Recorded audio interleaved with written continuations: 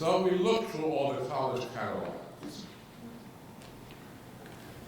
and we looked at the schools in the New York area.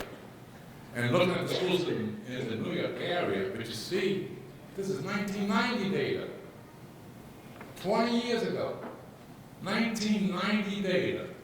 We look at the college catalogs, we do a name count, and we find that for faculty at St. Joseph's College, 18 could be as high as 18%, and again, if it's names, it could be 30%. Or it could be 10%. But the indicator says 18. And Milione College, Polytech, Suffolk, SUNY, Nassau, New York Institute of Technology, LIU, Pratt, Fordham, Hofstra, and all the way down, you see where CUNY is. It shows there were colleges, there were qualified Italian Americans who were capable of taking on these jobs in the same neighborhood. But there's also certain colleges which the indicator is less than CUNY.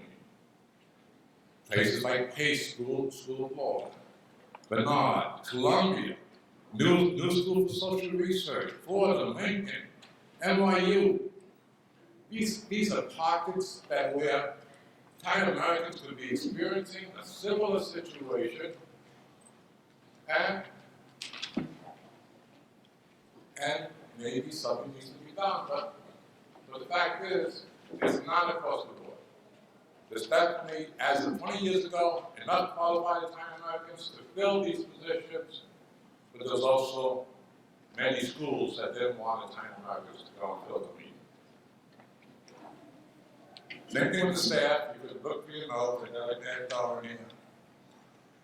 And when you summarize this, that you see the Italian American presence in New York State colleges and universities indicate a higher percentage in the military, community colleges, and private colleges.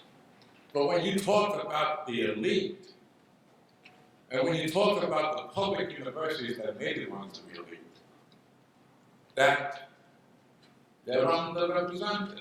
It's what was said earlier. It might be different in the private workforce. You have different politics than what you have in the public workforce. Okay, so since the 90s, there's been labor pool changes, and there's been an increase in the labor pool.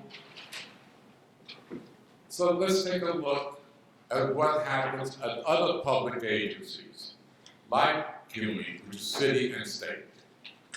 In these 30 years, from 1990 to 2000 to 2010, we compare a compatible workforce of CUNY for management and professionals to the management and professionals in New York City government and New York State government.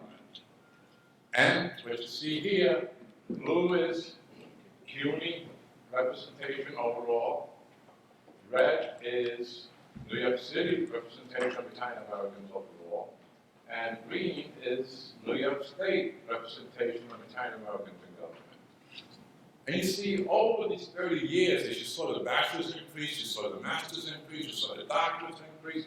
Over these years, Italian Americans have been increasing in city and state government.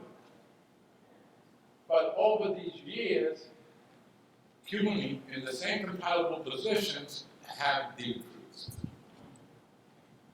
What did Marley say? If there's disparity and you can't explain it, it must be discrimination. Again, civil service, you look it up, it follows the same logic. You can read my conclusions, so I'm not going to read them to you.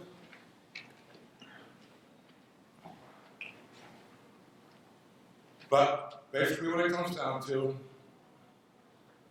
is that the increase of the Italian American labor pool, the static hiring of Italian Americans, not maybe just at CUNY, but it could be at some other universities. That's why affirmative action is all-inclusive and we are protected, and Judge Mulvey knew that 40 years ago. That we still, after 40 years, so the Italian American unemployment was identified, with all the stories that you heard.